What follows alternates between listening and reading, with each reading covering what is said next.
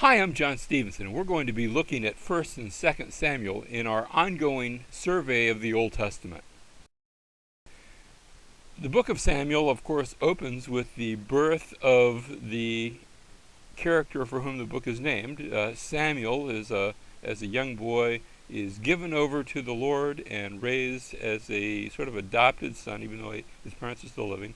He's raised as an adopted son of the high priest Eli.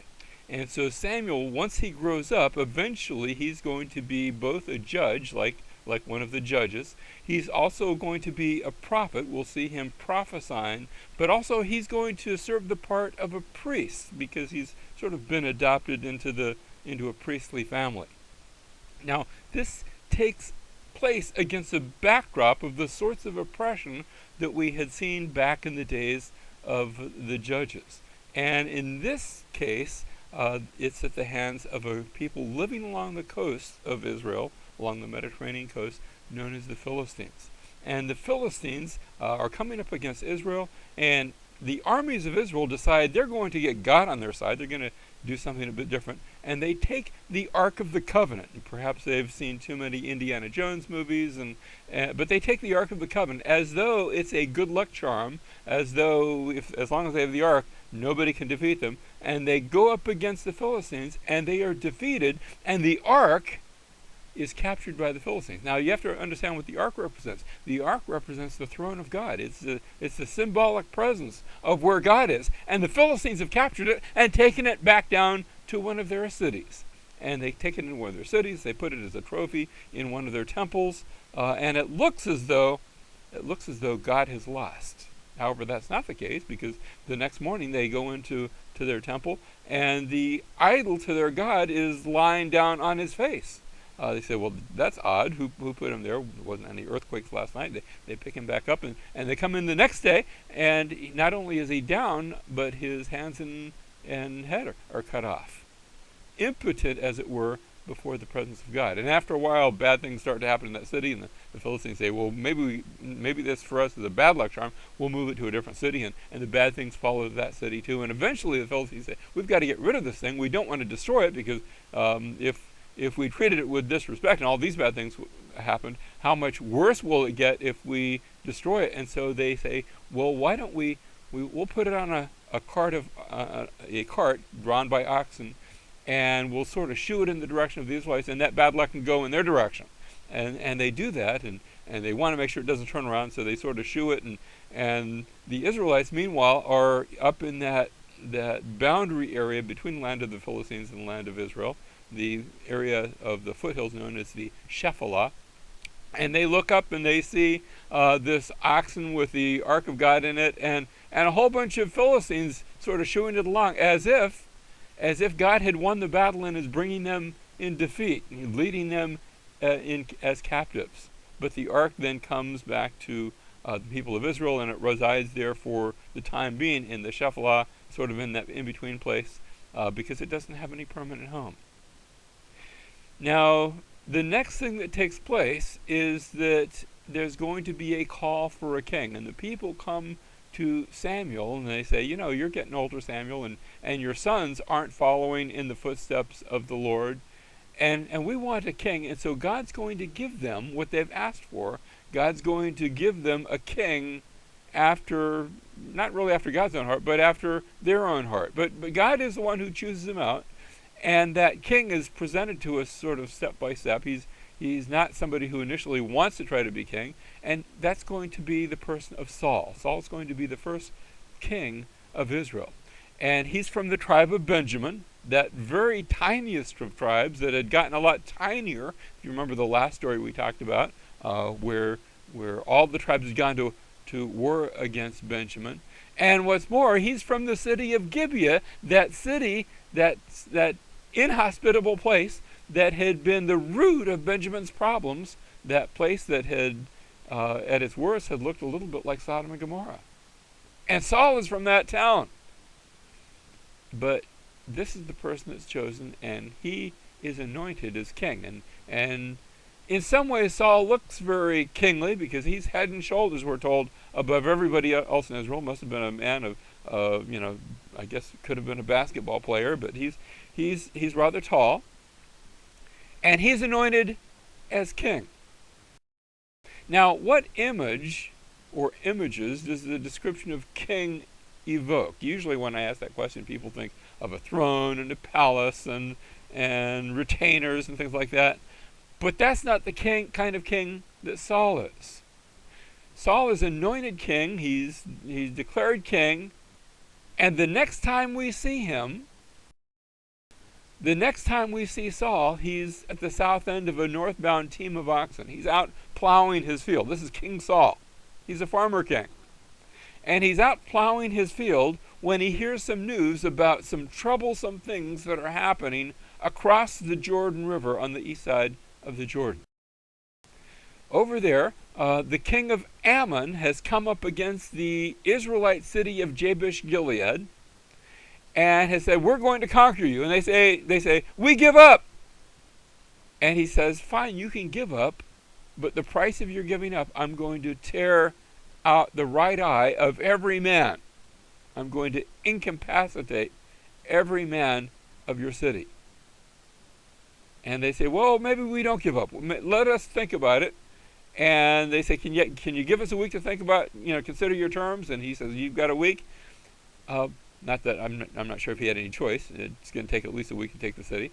And meanwhile, they send out messengers all over Israel saying, help! Can you do something for us? And one of these messengers makes it down to Gibeah, where Saul is plowing his field. And Saul hears of this news. And we read that Saul took a yoke of oxen, the oxen he's using to plow his field, and cut them in pieces, and sent them throughout the territory of Israel by the hand of messengers, saying, whoever does not come out after Saul and after Samuel, so it shall be done to his oxen. Do you see the parallel where in the past we'd seen a woman raped and her dead body taken and cut into pieces and sent throughout the tribes, and now Saul does the same thing, not with a human body, but with his own oxen. And it's a call to arms. I think it's something of a redemptive call to arms. And sure enough, all Israel gathers to Saul, and he goes and rescues Jabesh Gilead and puts the Ammonites to flight. And all things are good. And everybody says, Saul, he really is king. Long live the king. That's the high point of Saul's kingship. The low point comes a couple of chapters later, and I'm passing over some events, but a number of years have now passed, and Samuel says to Saul, the Lord sent me to anoint you as king over his people, over Israel. Now therefore listen to the words of the Lord. I'm calling you to a very important task. Thus says the Lord of hosts, I will punish Amalek. Now the Amalekites are way down south. They're south of Israel.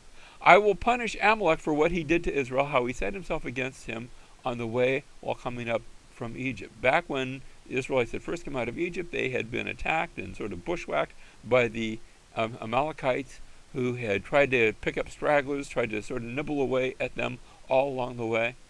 And God says, now it's time for punishment to come against the Amalekites. And so Saul is going to be sent down there, and he is told to attack them. Not only to attack, but he's told, go down now and strike Amalek, utterly destroy all that he has, do not spare him, but put to death both man, woman, child, infant, ox, sheep, camel, and donkey. And that's the order. And we read that Saul does that. He defeats the Amalekites from Havilah as you go to Shur, which is east of Egypt.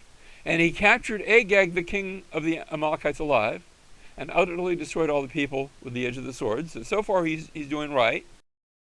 But Saul and the people spared Agag. That's a name we're going to be hearing later on. He spared Agag and the best of the sheep, the oxen, the fatlings, the lambs, and all that was good, and were not willing to destroy them utterly, but everything despised and worthless, they destroyed. In other words, if it's worthless, they'll give it to God. If it's good stuff, they're going to keep it.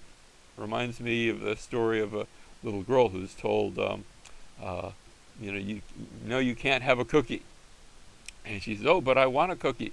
Well, you can't have one, it'll mess up your dinner. And a little bit later, some sounds are heard, from the cookie jar in the kitchen, and the parent goes in and says, "What are you doing?" And because the child has a cookie in it. "Oh, I was getting it for you." That's what takes place when Samuel shows up and Saul has all these things. He says, "Well, I was holding these for the Lord." And Samuel says, "Has the Lord as much delight in burnt offerings and sacrifices as in obeying the voice of the Lord? Behold, to obey is better than sacrifice, and to heed than the fat of rams.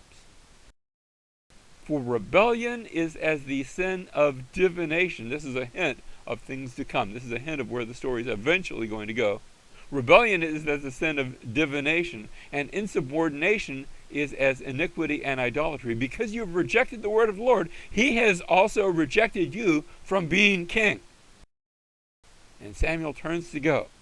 And Saul seized the edge of his robe, and it tore. This is going to become an object lesson. So Samuel said to him, "The Lord has torn, the same way you tore my cloak, the Lord has torn the kingdom of Israel from you." Notice a tearing, a cutting. This is a common theme that we've seen already of visualization. And the Lord, Samuel uses this torn cloak as an image of what God is doing to Saul. He has torn the kingdom of Israel from you today and has given it to your neighbor who is better than you. We turn the page to chapter 16. Here, it's explained here, Samuel said to him, "The Lord has torn the kingdom of Israel from you today, has given it to you, to your neighbor who's better than you."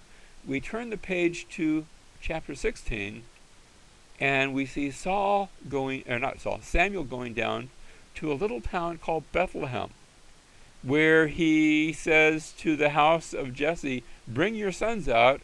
I'm going to anoint one of them for a special purpose." And all the sons are brought out, and Samuel looks at Samuel looks at all of them, and he says, "Are you missing any?" And, "Oh, we forgot the youngest. That's David." And David is brought forth, and Samuel anoints him to be the next king. Now, he doesn't do this in public. This isn't like spread all in the news all throughout Israel. Although I have a feeling it's not long before Saul maybe hears eventually about what's taken place. It doesn't come out immediately. But David is anointed to be the next king of Israel. Now, that doesn't mean he becomes king right away. This is a promissory anointing. The next thing about which we read in chapter 17, and David's already had some mild interactions with Saul by now, but in chapter 17 we're back to conflict with the Philistines, and this time the Philistines have a champion by the name of Goliath, a very tall fellow. Our traditional Hebrew text says that he was 6 cubits in a span. That's roughly 9 feet, which is huge. Although in the Hebrew text that was found among the Dead Sea Scrolls, there was, I guess you could call it a typo. Somewhere there was a typo.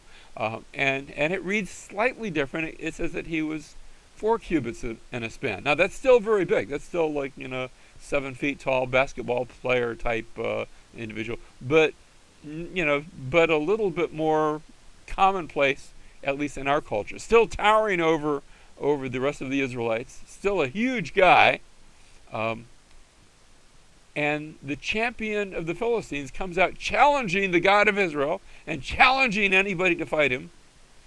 And everybody's afraid to do it, except young David, who just happens to be visiting the camp. And David takes with him a sling. That's the weapon, his weapon of choice. It's the only weapon he's actually had any experience with. He was a shepherd, so he was used to throwing stones around. And slingers in that day were considered light infantry, so they actually were used sometimes in battle. But Goliath, he's one of the Philistines, and the Philistines of his day were the most technologically advanced people in the area. He's got all the great accoutrements, and yet David wins the battle, and of course David's giving credit to the Lord.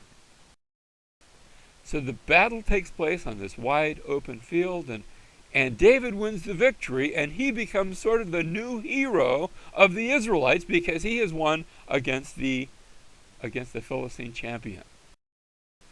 David says to the Philistine, "You come to me with a sword and spear and a javelin, but I come to you in the name of the Lord of hosts, the God of the armies of Israel, against whom you have taunted." And so David is given God's Spirit, and actually that happened earlier. That happened back in chapter 16, where David was anointed.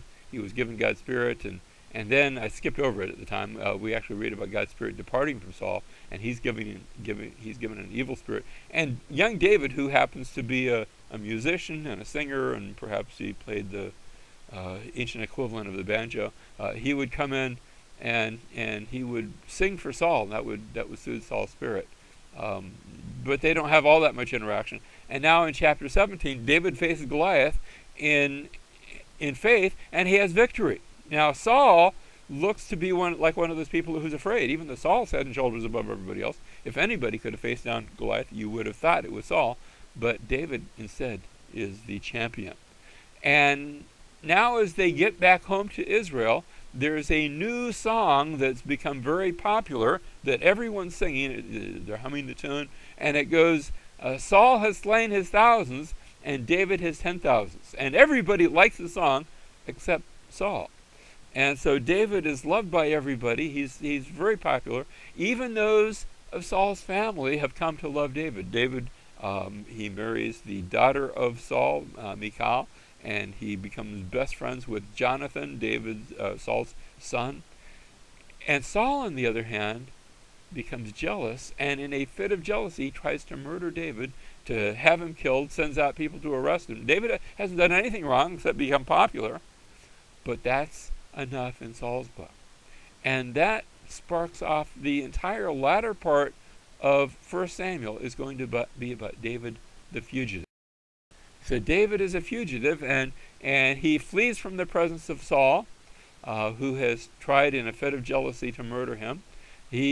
When soldiers come to arrest him, Saul's daughter Michal, who is married to David, helps David escape. She sets up a dummy in the bed, and meanwhile lowers David out the window, and the assassins come, and they attack what they think is David, and it turns out to be the dummy. And he's assisted by Michal, he's assisted by the Lord. Everybody's helping David. In chapter 20, David and Jonathan make a pact, they make a covenant. And the covenant is that we're sort of best friends for life, and even after life, we're going to be best friends of our children's children. And, Jonathan recognizes there's something in David where David's eventually one day going to be king, and that doesn't bother Jonathan. Jonathan he thinks the world of David. And he leaves there, and then David is assisted by the high priest Abimelech. Now Abimelech doesn't know there's a warrant out for David's arrest, but he helps David out. David's hungry and comes by the tabernacle. Actually, the tabernacle has now become sort of permanent. It's been there for a couple hundred years. You take a mobile home and leave it there for a couple hundred years, it does become permanent. The tabernacle's there, and Abimelech gives David both the sword of Goliath and also gives him some food that would normally be reserved for the priest. Sort of helps him out, not realizing that David has become, through no fault of his own, public enemy number one. And as a result, Saul comes against Abimelech and murders the high priest and a bunch of other priests. So Saul is becoming more and more enraged. In chapter 21, David flees down to the land of the Philistines. Now here he became public enemy number one for his victory over the Philistines. He goes down to Philistia. He pretends to be crazy, harmless, and they let him stay there for a time, but that's not going to last very long. And then he goes to another enemy of Israel. He goes over to Moab. Now remember, David's great grandmother Ruth was from Moab, so he's got family roots there. And David is assisted by the king of Moab, who isn't bothered about assisting David because he figures I'm helping the enemy of the king of Israel. But David finds assistance there for a time. And then once David comes back into Israel, Saul is pursuing David. This happens in a couple of different times where first of all David is encouraged by Jonathan again, in Saul's son, who's helping out David. He's assisted by the Lord. In the second pursuit, there comes a time where David is down by a place called En-Gedi, down by the shores of the Dead Sea, and he's hiding in a cave. And Saul comes along. He's with his army. He's looking for David. He's been running all over for David. and he needs to take a bathroom break. And there's this nice little cave in here, and Saul goes in to use it, sort of out of the view of prying eyes, not realizing that David is hiding there in the shadows. And so as Saul sort of divests himself and is doing his business, David sneaks up and he cuts a piece off of Saul's robe. He's able to actually kill Saul, but he doesn't do that. He cuts off a piece of Saul's robe, and remember when we talked about the book of Ruth, the edges of your robe can be described as your wings. So he cuts off the wings of Saul's robe. Now there's a psalm that addresses this. Psalm chapter 57 verse 1, for the choir director set to Al-Tasheth, a miktam of David. And then notice the superscription tells us the event for which the psalmist is speaking of, when he fled from Saul in the cave. And here's the psalm. Be gracious to me, O God, be gracious to me, for my soul takes refuge in you. And in the shadow of your wings, here I'm cutting off Saul's wings, but in the shadow of your wings I will take refuge until destruction passes by. And it's a very, very picturesque picture of a song that takes all these images of the events and puts them all together.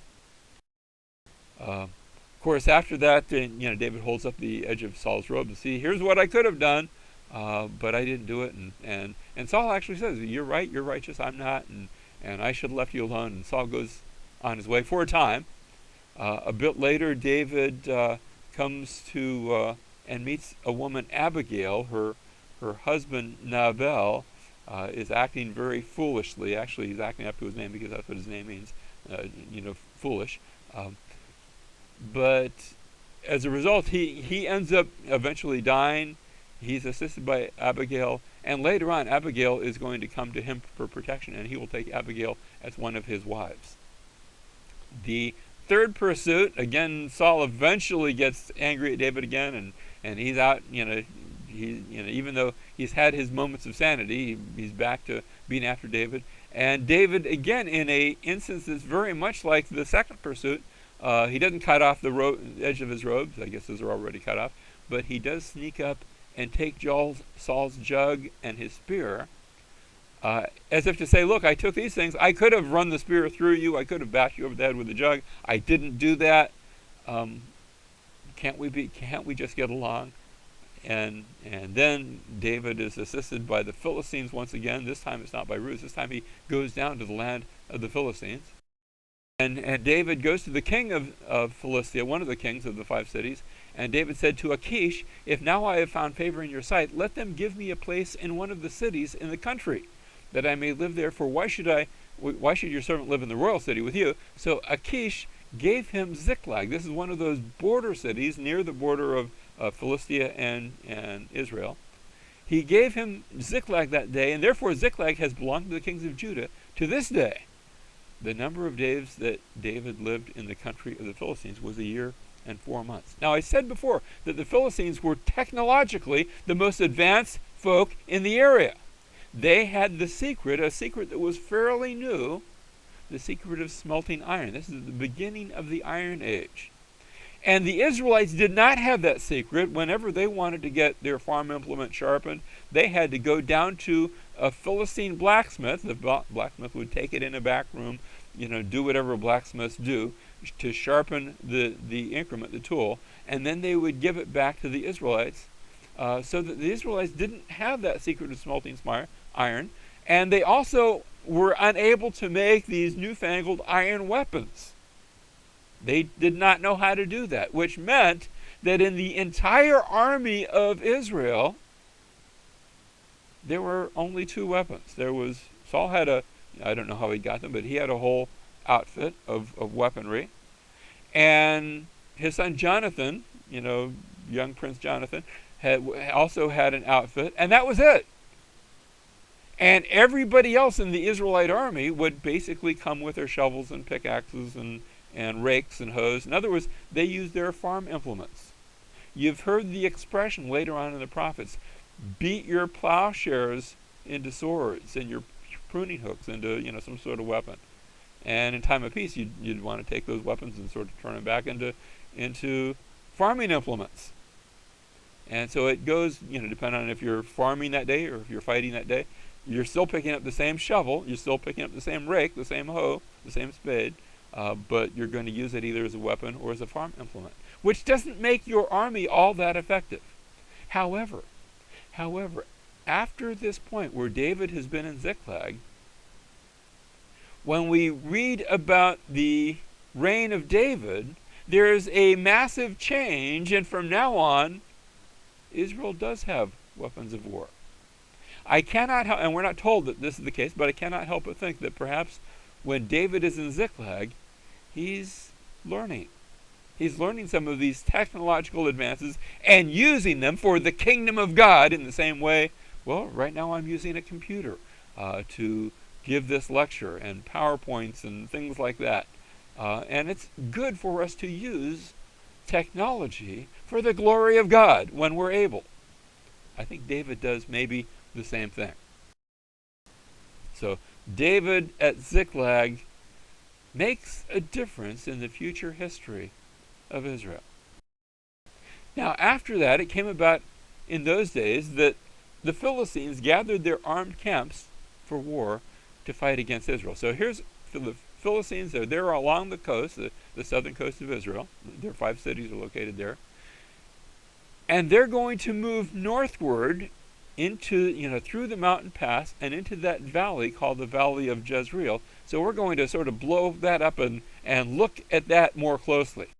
Here's our map of the Valley of Jezreel. And we read that the Philistines gathered together and they came and camped in Shunem. They're here on the east end of the Valley of Jezreel, this wide open valley great for armed warfare and for military maneuvers. And the people of Israel, under the leadership of Saul still, have gathered together, and Saul gathers all Israel together, and they camp on Mount Gilboa, which is on the southeastern side of that valley. So Saul is there on Mount Gilboa, the Philistines are in the valley, and this epic confrontation is going to take place here.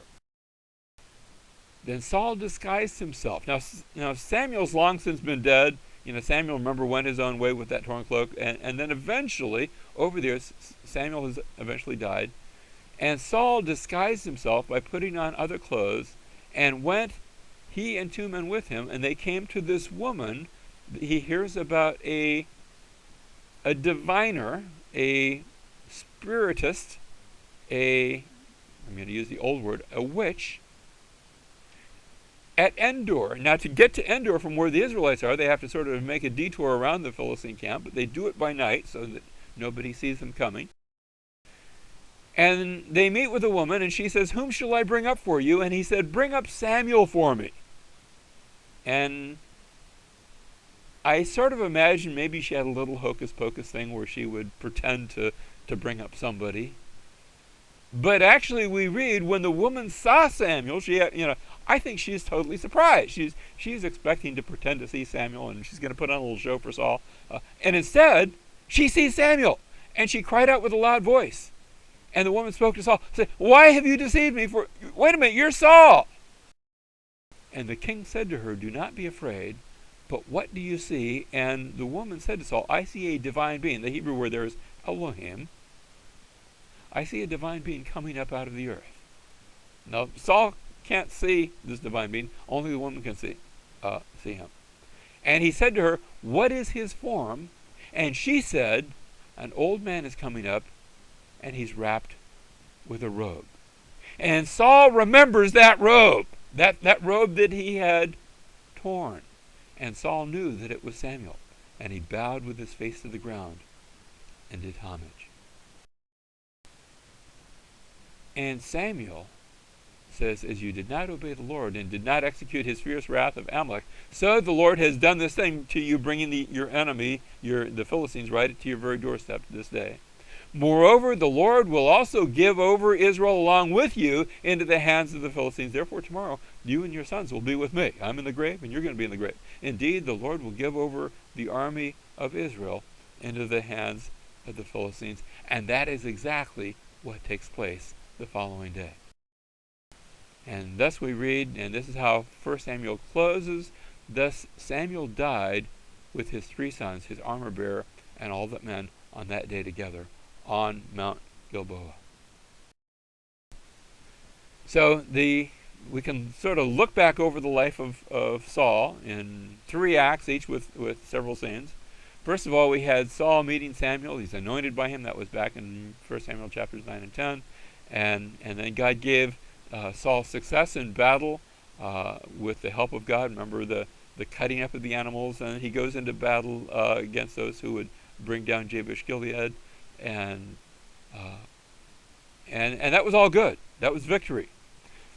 And I didn't really cover it. We skipped over it. But Saul, he's fighting against the Philistines, and he gives an order saying, we're going to commit ourselves to God, and anybody who eats is going to be put to death. Well, they don't have Facebook or internet or tweeting, and so the word doesn't get out, and Jonathan hadn't heard about it.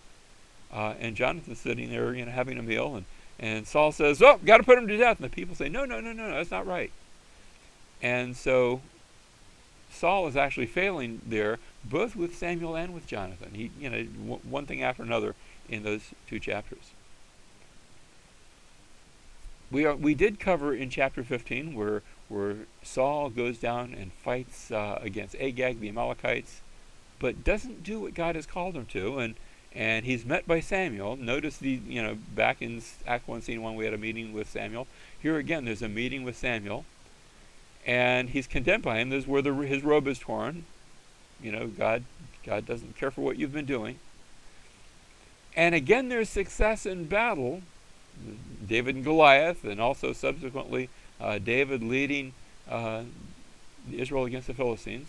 There's success, but the Act 2 ends in the final scene again with Saul's failure, where Saul fails and he tries to kill David. At one point, he even tries to kill Jonathan. He gets mad at Jonathan for defending David, and this is David the fugitive, and Saul is in constant failure here.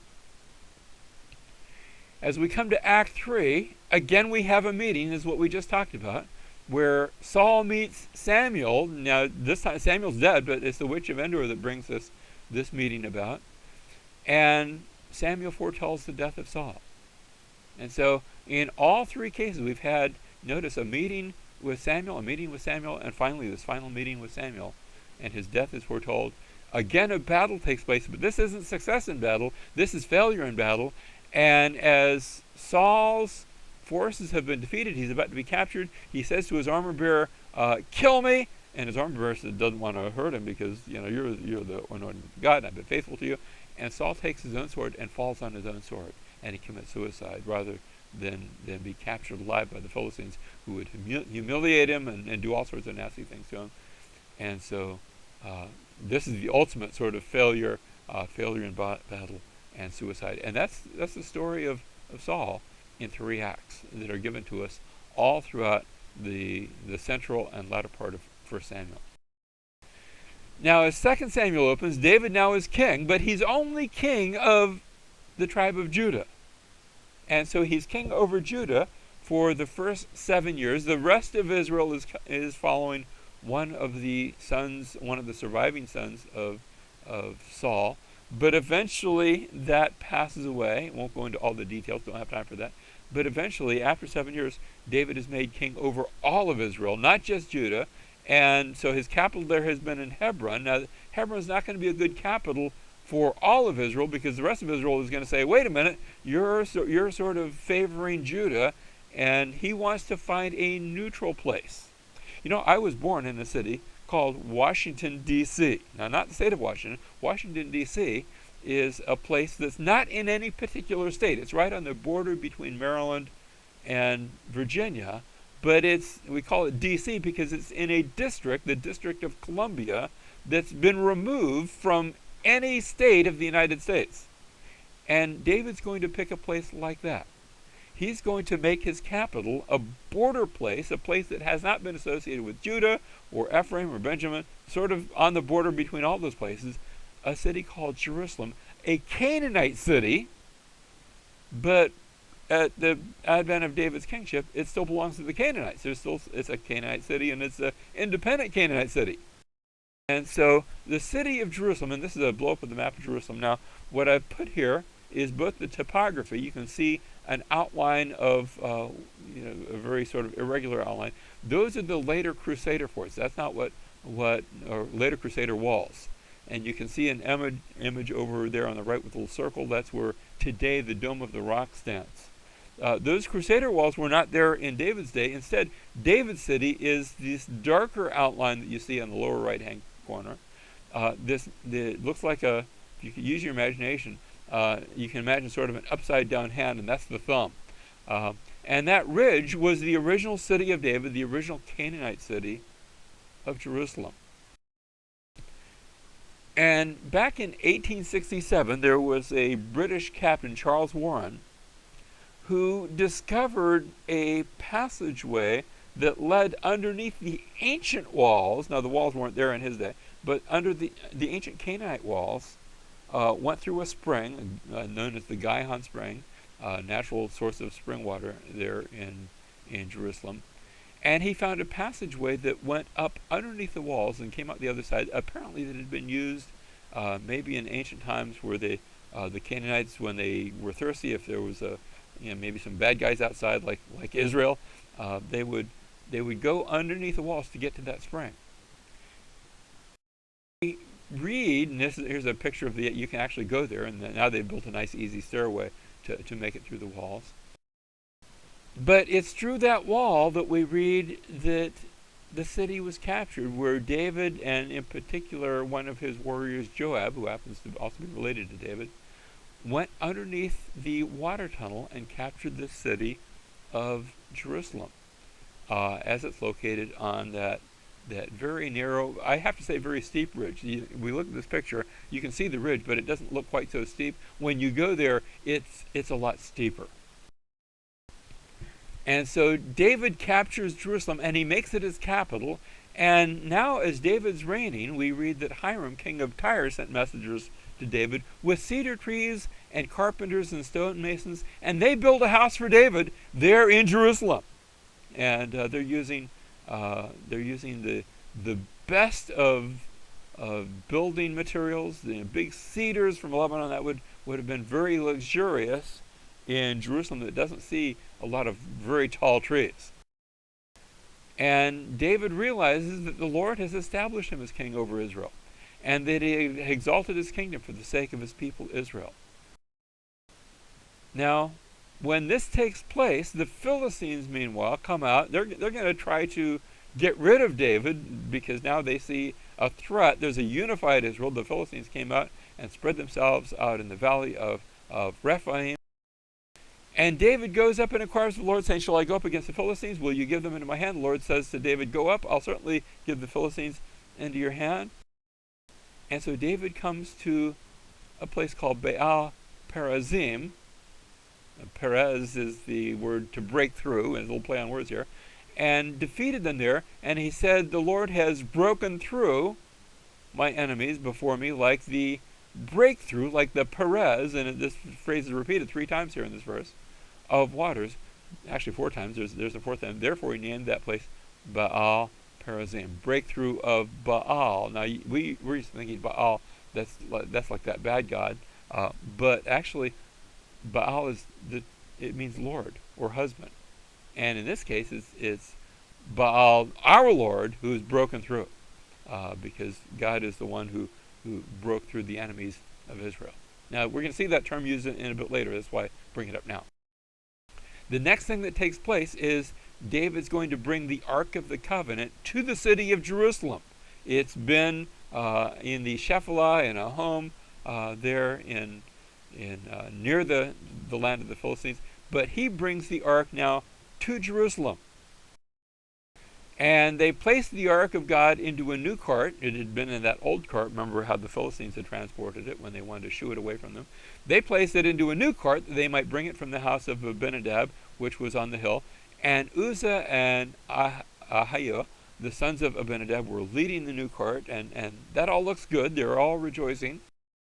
But when they came to the threshing floor of Nacon, Uzzah reached out toward the Ark of God and took hold of it, for the oxen nearly upset. He didn't want to see it bouncing down the hill. And the anger of the Lord burns against Uzzah, and God struck him down there for his irreverence. And he died there by the ark. Now, I'm not saying Uzzah had bad intentions, but the way they were moving the ark was contrary to the way that God had ordained the ark was to be moved way back in the book of Exodus. And so for that irreverence, it's Uzzah who is struck down. And David becomes angry because of the Lord's, here's that same word, Perez, because of the Lord's outburst against Uzzah. And that place is called Perez Uzzah to this day. That outburst. And so David is unwilling to move the ark of the Lord into the city of David with him. But David took it aside to the house of Obed-Edom the Gittite, and thus the ark of the Lord remained in the house of Obed-Edom the Gittite 3 months. And the Lord blessed Obed-Edom. I'm assuming he's treating it with reverence, and he's a little cautious about doing anything with it because look what happened. But Obed-Edom is blessed with all his household. Now it's told King David, saying, the Lord has blessed the house of Obed-Edom and all that belongs to him on account of the ark of the Lord. And so now David goes up and he brings the ark of God from the house of Obed-Edom into the city of David with gladness. So this is a good thing. The ark's now finally going to be brought to the city of David and into Jerusalem. I'm going to skip over some events. David's greatness. There's a lot of good things about David. But then David falls into sin. His armies are out of town fighting, and he happens to go up to his rooftop, and he looks down and he sees a woman. She's bathing. She's in their bathrooms. Often would be on the roof, so she's bathing on the rooftop, and he sees her, and he is a little bit like a peeping Tom for a bit, and then he finds out who she is, and she's married to somebody else, and that should have put a halt to it, but instead he takes her and he commits adultery with her. And then he finds out a bit later, over the course of time, she sends word to him, I'm pregnant, and my husband hasn't been home. My husband's been with your armies. Her husband is Uriah, and he's not even Israelite. He's a Hittite, but he's a Hittite who's associated himself with the people of God and with God himself. So Uriah seems to be a very honorable man.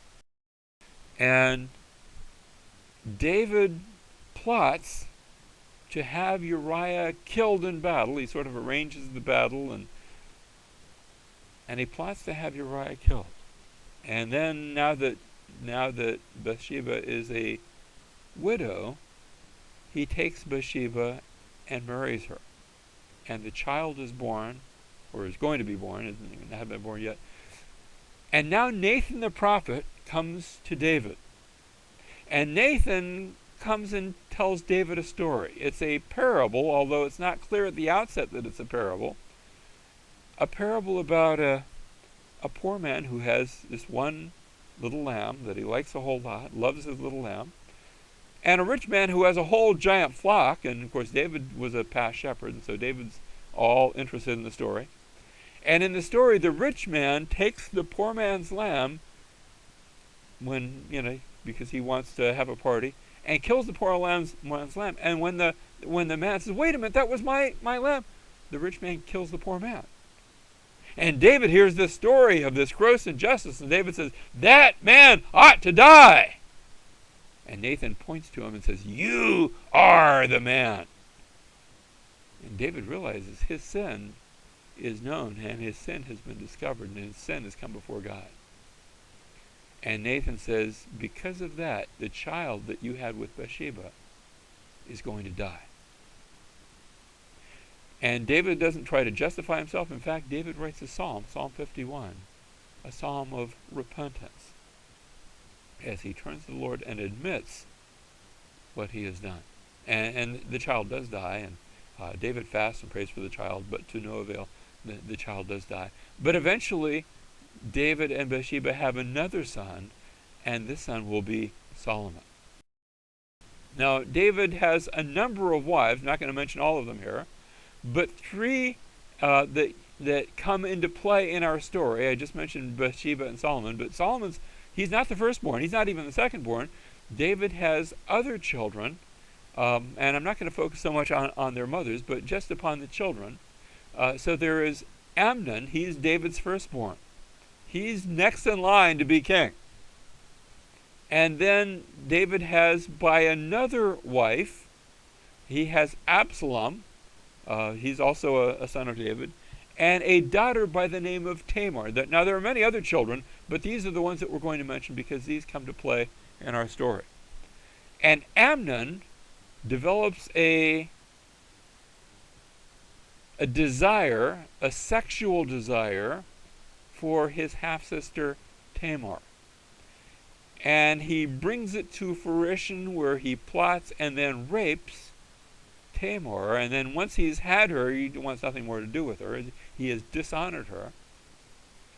And Absalom, goes and finds out that it's taken place.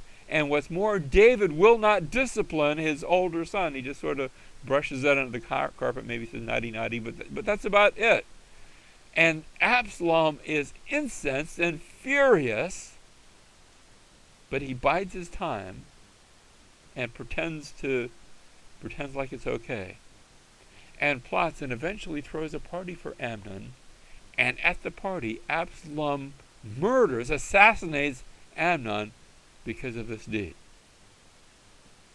And now David's really upset because his firstborn son has died, and Absalom leaves town and runs and hides and becomes a fugitive. And so David has lost not one but two sons.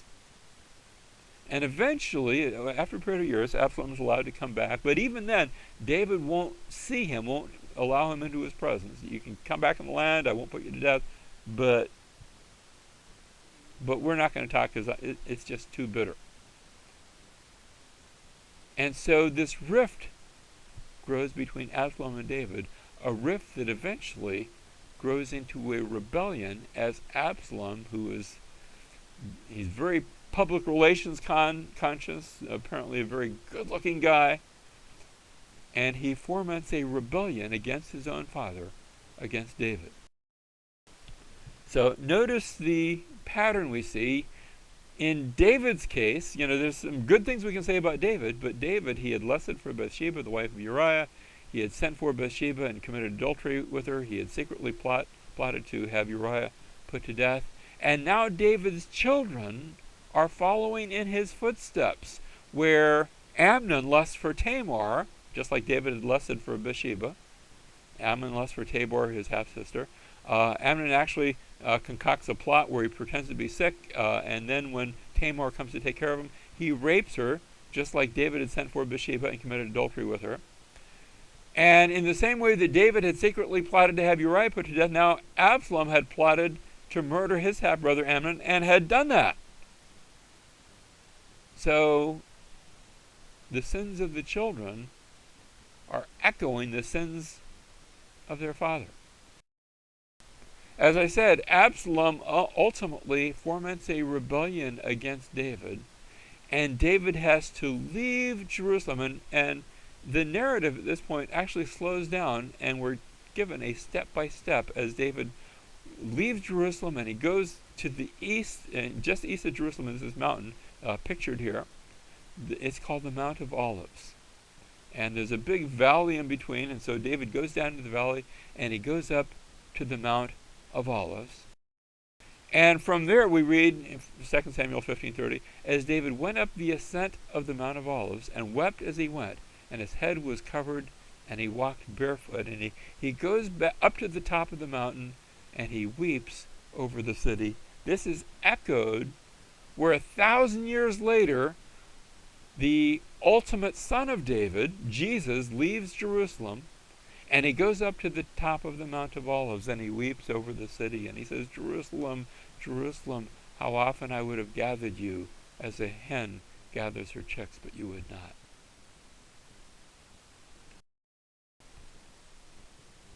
David has to flee Jerusalem, and he flees to the east side of the Jordan River, that area we know as Gilead.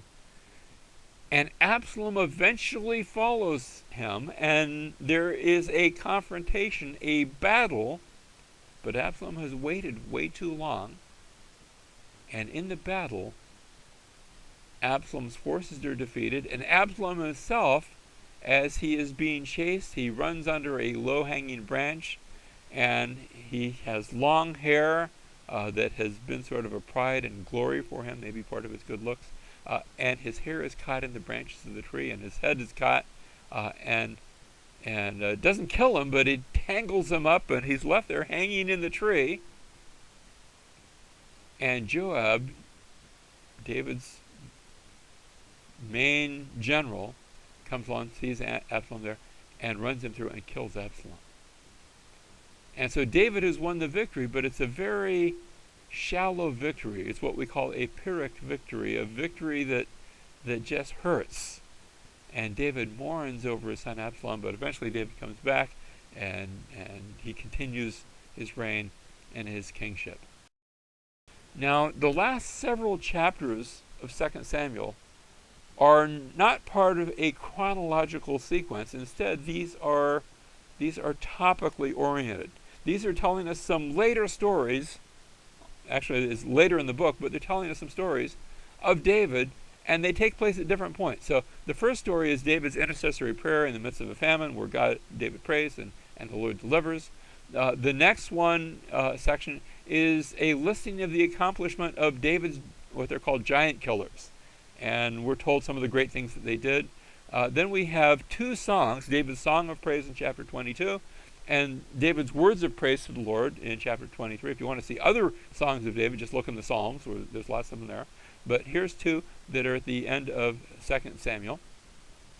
Next, we have more accomplishments, this time accomplishments of David's mighty men, things that they did. And then the book ends with another intercessory prayer. And I need to speak about this one just a bit, where there is a plague. And the reason there's a plague is because David has sinned. He's numbered the people.